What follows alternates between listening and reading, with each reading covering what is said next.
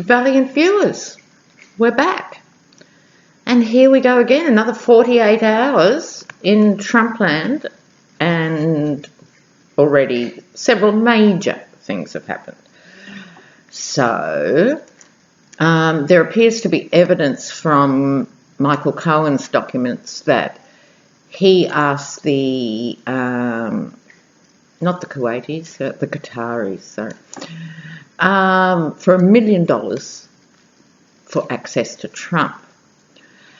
And it now appears that a Qatari investor was at the dreaded meeting at Trump Tower, the June 16 meeting. This came to light because Avenatti, bless him, has produced video footage of the Qatari investor and Michael Cohen going into and leaving the building on the day. Now, I think it's safe to assume they weren't talking about the fire sprinklers. So that's not looking good for the Trump. But what I'd like to concentrate on today is the Chinese stuff, because there's ZTE, is that what it's called, that company? We say Z in Australia, so I find it really hard to say ZTE.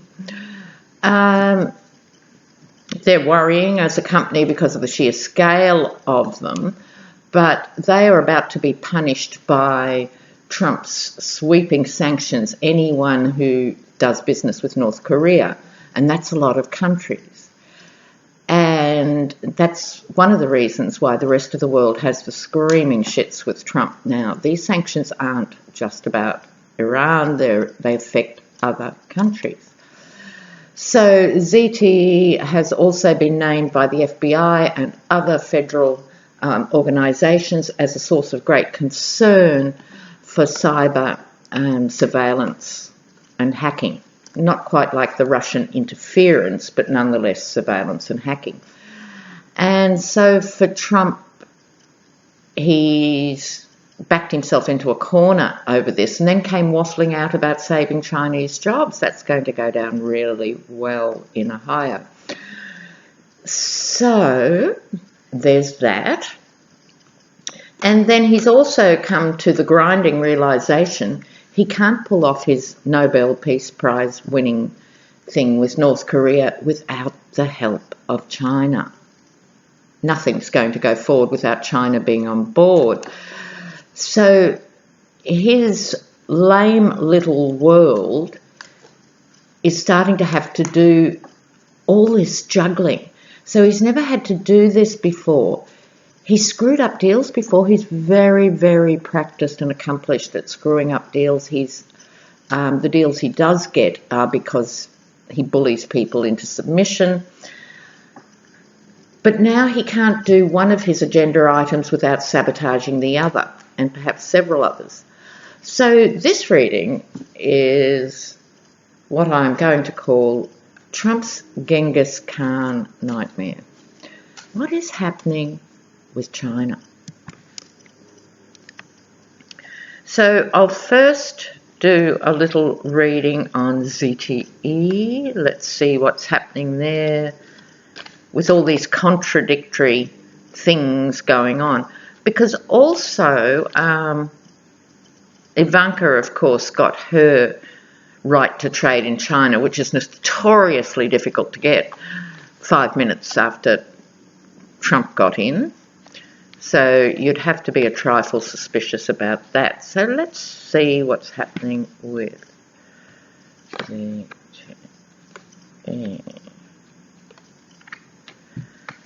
Well,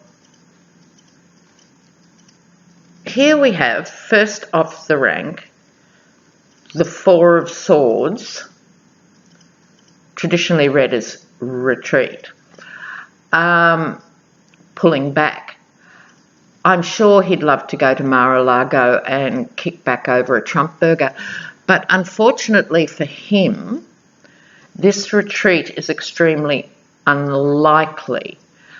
And part of the reason is this figure is lying on the stone sarcophagus, or whatever you call stone coffins, And if they get up, they're going to be stabbed in the head, chest and stomach. There's the fourth sword underlying them here. This is exactly what I was describing, in the sense that all his conflicting aims that you can do when you're just in business land and you're a bulldozer are now coming home to roost. The stained glass image here can also represent a puzzle or a conundrum. He is out of his depth with China. Now, in the recent past, we're talking about the company here, ZTE, massive company, massive employer, massively successful, hope and inspiration. It represented the new modern China. Everything was rosy. Well, what's happened more recently, since the sanctions or the threat of sanctions to kick in and other things, we have the moon. Madness takes its toll. So the madness underlying this figure in repose, I think this is actually going to affect Donald Trump's health and his mental health, because as I've said, he's done lots of bodgy things before, but not in the massive spotlight of the world. So this can be the card of madness. The two pillars, which in this case you could say east and west. This is also hidden agendas, things going backwards, not forwards. It's not a particularly auspicious card in such a short spread. And just in case you're any way uncertain and wondering why I'm putting a slightly negative spin on these other cards, that would be because the death card is the outcome. So what does it mean? Sadly, viewers, I do not think it represents his literal demise. I don't think that's good karma for any of us to wish him dead. So it looks to me like he's going to flounder around, but it's a dead deal. He will either have to compromise massively with China to get his other trade dealings up, and that'll piss off his base, or China will start playing a longer game and just string him along, and it just won't happen for a series of other reasons. Okay, so for ZTE, I should also say, if I was reading specifically just on the company without the Trump factor, it doesn't look that good for them either. I think the death card in tarot tends to be the end of something, obviously, but it can also see in a new beginning. The company might actually dissolve, they were talking about bankruptcy, and reinvent itself, like 93% of it opening up as another company that doesn't have the track record of TZE, which is a very typical ploy big companies use. Okay, so I don't think the ZTE deal's going to be good for Trump or for the company. Okay, God, we're already 9 minutes in. What I'd like to do now is to have a little look at the North Korea stuff, because this week has been about Kim Jong-un's tantrum. He out-tantrumed the king of tantrums. He's doing it, and he's upset because South Korea and the US are doing these huge military exercises and so forth. But as every commentator who's followed North Korea for a long time has said, this is typical. Even if Trump secures some sort of handshake and deal, this has happened before. We think it hasn't happened for 50 years, but it has happened several times before. And and then the North Koreans will pull out of it or cause spokes in the wheel. Or America makes the bar simply too high, saying you have to get rid of all your weapons before we'll talk, which is pretty much an impossible demand for a militarised state.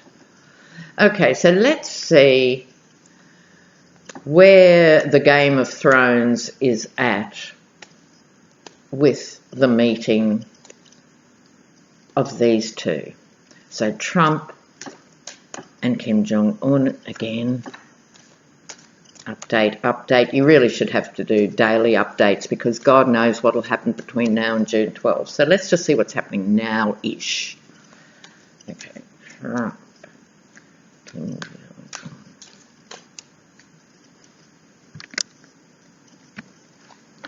Okay. Pulling it down because of Best Buy being desperate to see the first card. There it is. Group work. Now, on the one hand, not too bad. It is about group work. People are working very hard, both for and against this. That's what the problem is, I would suggest.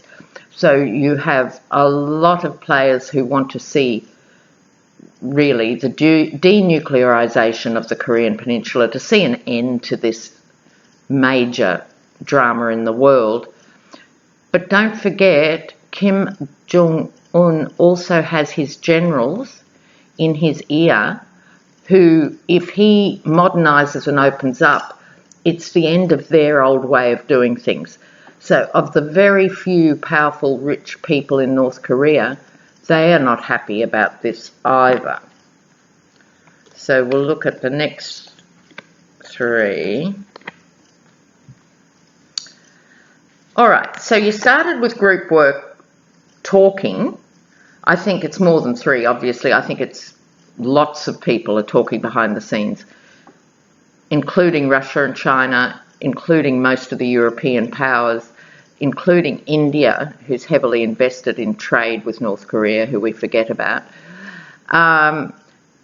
So group work is about that, but I just wanted to remind you it's also the only one with the black pentacles representing black money there.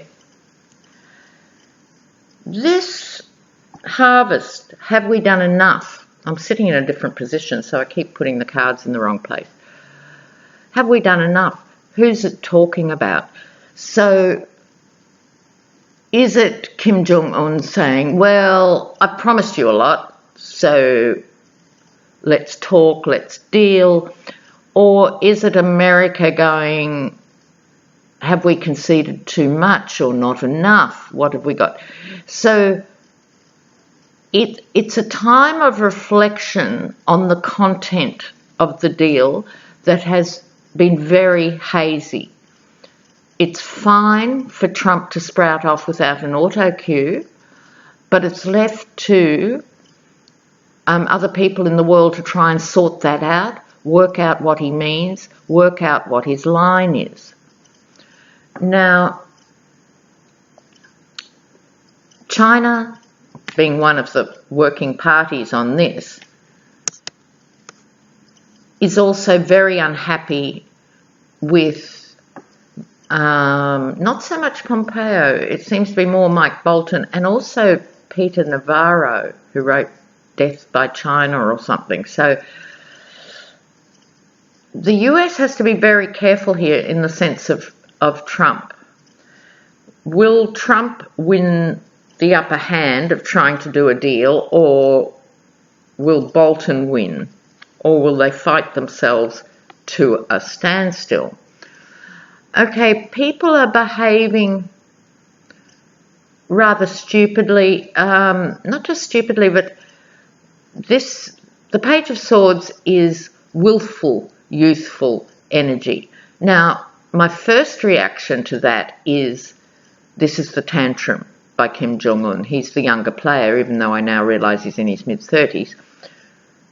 Believe me, from where I'm sitting, that's young. So, it could just be Kim Jong-un, or it could be that the other players are maintaining these childish positions. No one's being the grown-up. In any event, it's still swords. It's still, with the Page of Swords, note the sword leaves the card. There's almost too much energy to the young person wielding the sword. And my final comment on the Page of Swords is it's also the card of the spy.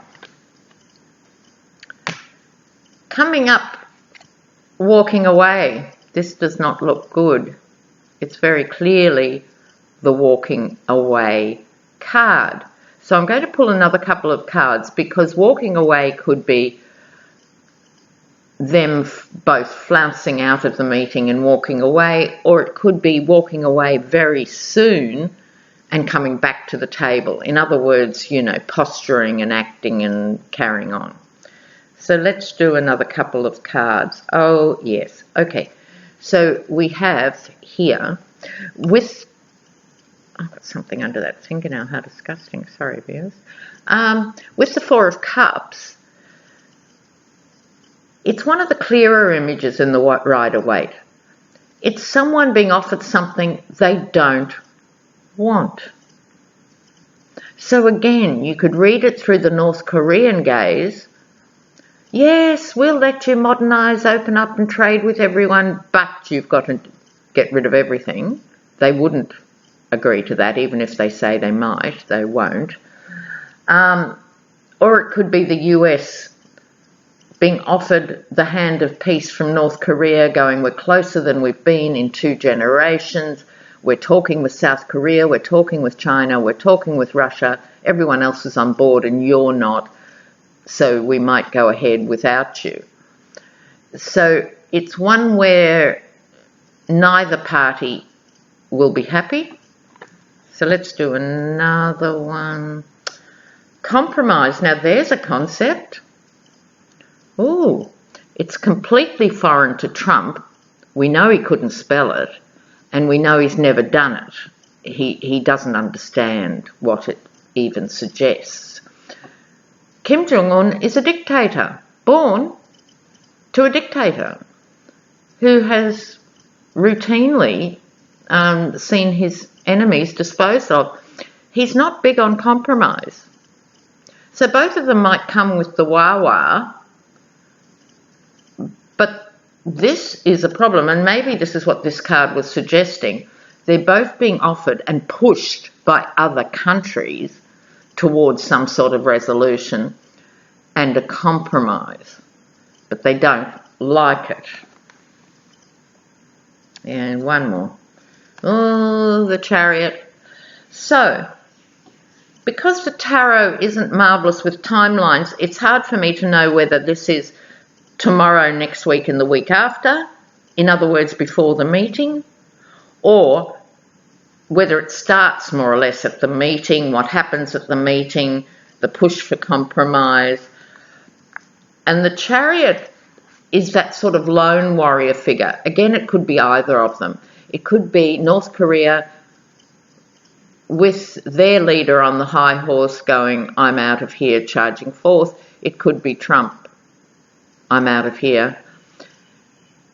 It could also represent, I have to be fair, if this does represent a compromise that has to be made, it could mean it moves quite quickly towards that compromise.